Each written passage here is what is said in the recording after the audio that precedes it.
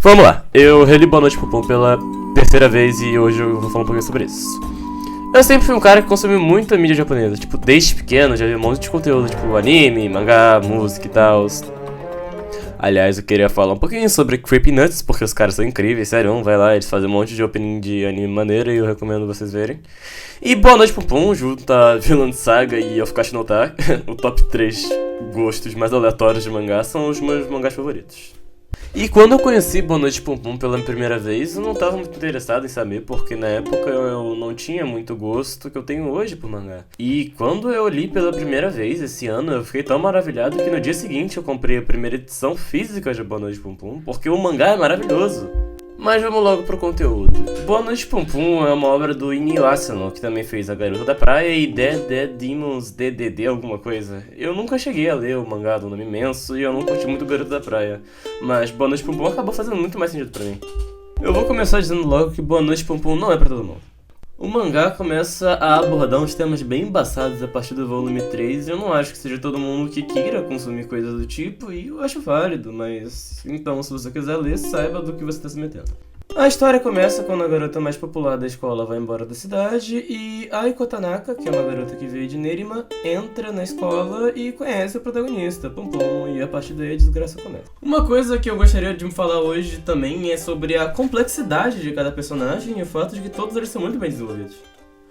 Todos os arcos de personagem têm o tempo que eles deveriam ter e são muito interessantes, porque tanto a escolha de design do protagonista, de destoar completamente do entorno dele e de outras escolhas estéticas que eu vou comentar daqui a pouco fazem muito sentido para a história que se constrói ao redor disso. Hoje eu gostaria de falar sobre 3 temas em especial sobre esse mangá. Primeiro, sobre como as coisas escalam em relação ao protagonista, sobre como cada personagem se relaciona com a crença deles e também sobre como as coisas escalam em Boa Noite Pompom. Vamos lá, o protagonista. A construção do Pompom como pessoa é muito interessante de se olhar e comentar sobre. Como dá pra ver logo de cara no primeiro mangá, o entorno do Pompom não é a coisa mais saudável do mundo. A família do Pompom é disfuncional e inclusive eles se divorciam logo no primeiro volume e isso tem sim um impacto no Pompom. Depois que a mãe dele se divorcia e o tio deles vai morar com ele, a convivência dele muda drasticamente e gera impactos diretamente no futuro do protagonista. Outra coisa que eu gostaria de falar é como o Pompom se torna alguém vil por escolhas próprias. O jeito que ele trata as pessoas e como ele se relaciona com elas é de uma maneira muito quebrada, muito insegura, por assim dizer. Uma coisa que eu queria comentar também é sobre como o mangá escala. O mangá começa muito inocente, mostrando como o Pompom é, de fato, uma criança.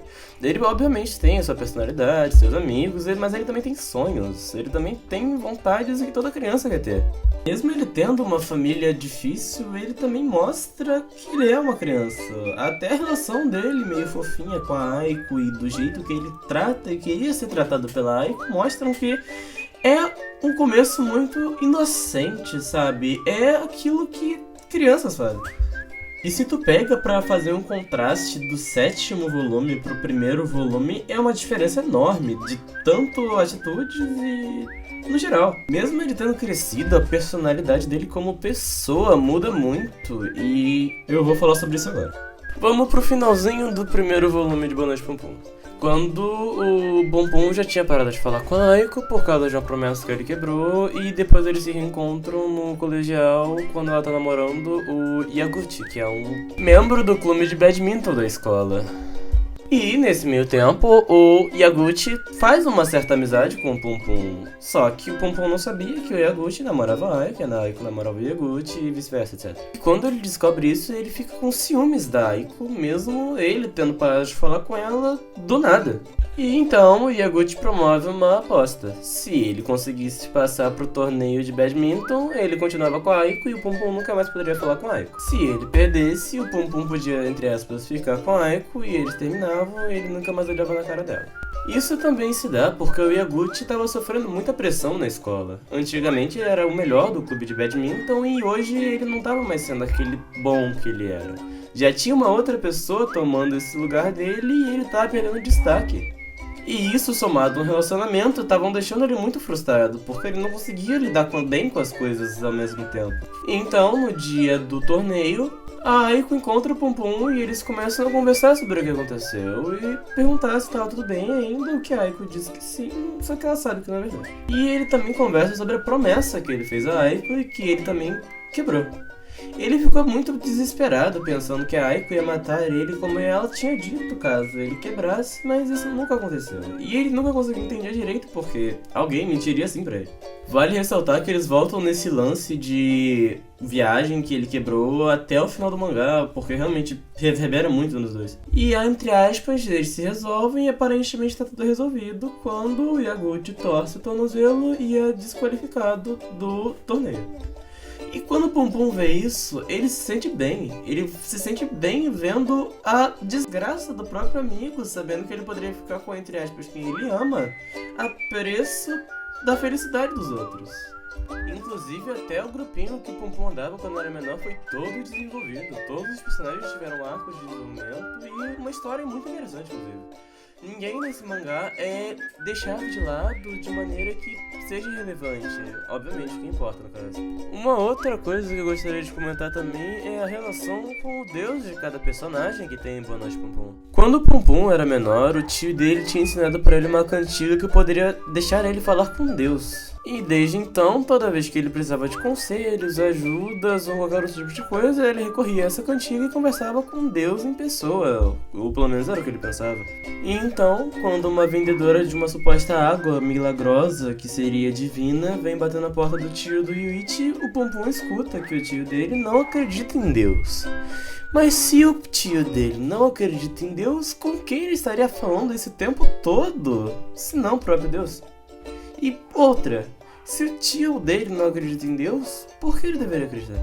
E então o mangá vai se desenvolvendo com essa base, com essa história e sobre como o Pum Pum e as pessoas ao redor dele vão mudando conforme o tempo vai passando.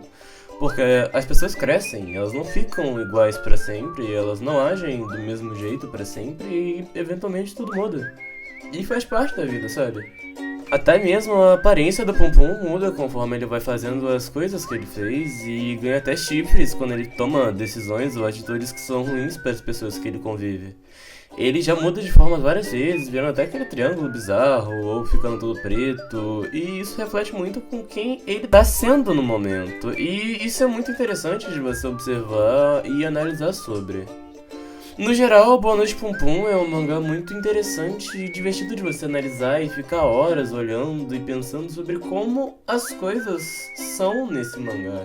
Porque o Inio Asano fez um ótimo trabalho de escrever e editar todos esses personagens de uma maneira que fosse coerente e coesa. E eu acho que é isso que eu amo em Boa Noite Pum Pum, é a sua complexidade. Então, eu acho que o vídeo vai ficando por aqui. Beijo, abraço e tchau. Aliás, fiquem com um vídeo de mim falando sobre minha coleção de Boa Noite Pum Pum e outras coisas que eu tenho. Valeu. Todos os volumes de Boa Noite Pum Pum. Eu não sou nem um pouquinho fã, né? Imagina. Eu comprei esse primeiro aqui, depois, tipo, leio a primeira parte e um dia depois eu comprei. Foi, tipo, incrível a experiência e guardei ele no fundo do meu coração. E os outros eu comprei na Bienal. Tem um som agora também. É isso. Ó.